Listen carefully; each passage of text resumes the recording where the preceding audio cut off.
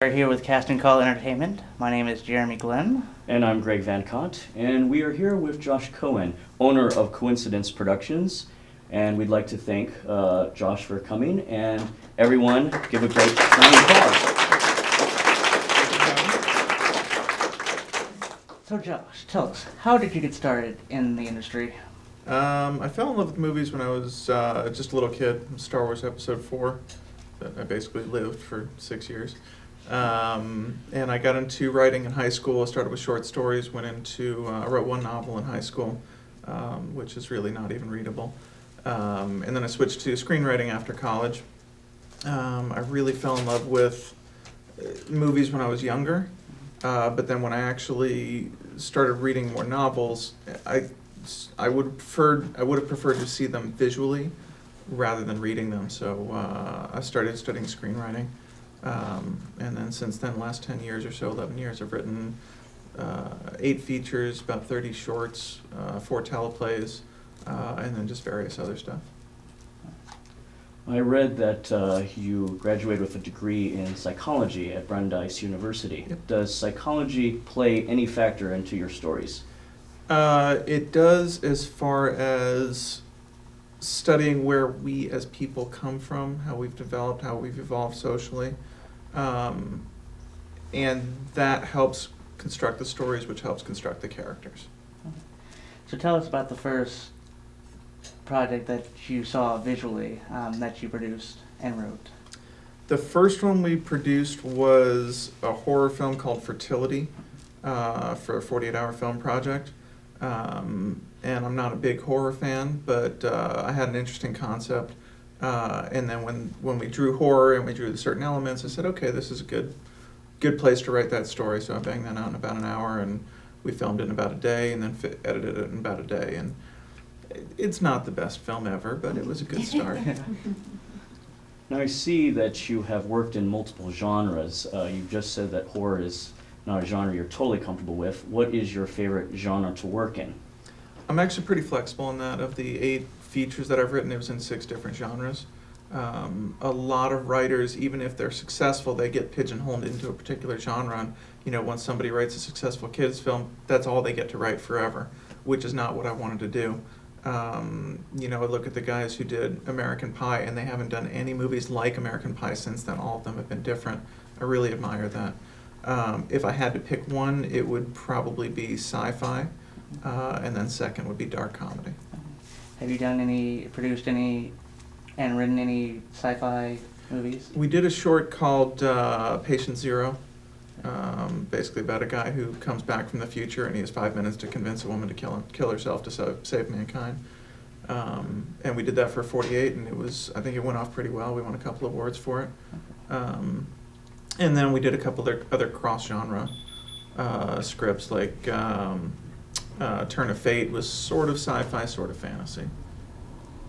Now when you have a situation, as you just described, where a character is in a fairly vulnerable situation, like murdering or suicide, in terms of psychology, do you write out a character profile for the actors to look at? Because that's such a difficult subject for them to study? I typically don't write it out. I'll let my characters gestate in my head for a couple of years before actually writing them, in most cases. Mm-hmm. And then when I get an actor, and I see that he has good instincts, he understands the character as written on the page, then I'll pull him aside and say, what do you think is going on with the character? Okay, here's how I wrote it.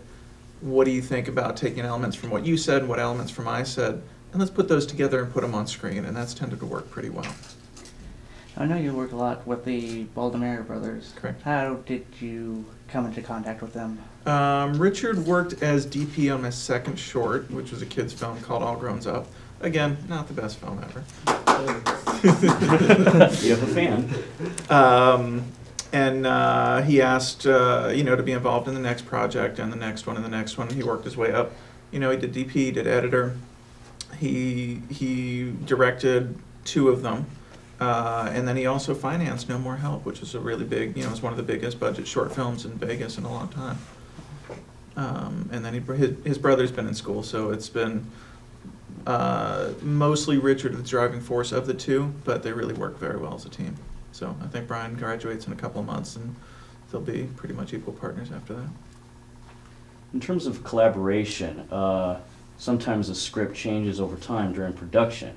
How much effort goes into, I mean, do you maintain your script to the T, or does it evolve over time during any production? It definitely evolves, always and almost every day. I've spent obviously more time on the story than anyone else. Put on, literally hundreds, if not thousands of hours on the story. So I know it very well, but also it means I may know it too well. And a person with an outside perspective may have a better take on what's going on. They may say, Josh, this is a better way to do it. And my general rule on set is anyone's allowed to give me any suggestions they want. They just need to justify it. And if they say this character would do that, I'm going to say why. And if you don't have a reason, we're going to go back to the script. If you do have a reason, I'll say, okay, let's try it that way. And I understand film is a collaborative medium. Now, what was your largest production that you've ever had outside of Red Herring? The largest was probably No More Help, and that was a short film about 10 minutes long. Can I give him the budget? Can I give him the budget? All right, it's about $7,000, which, it was 10 times the size of our next biggest one before. We also had about 95 people audition. I think we had about 45 people on screen altogether. And it was a really big, expensive, and intricate production. It was a really good training ground for Red Herring. Are you on set most of the time on any of these productions? 95% of the time I'm Okay. there. I mean, it's the primary way my writing got produced is by me producing it myself.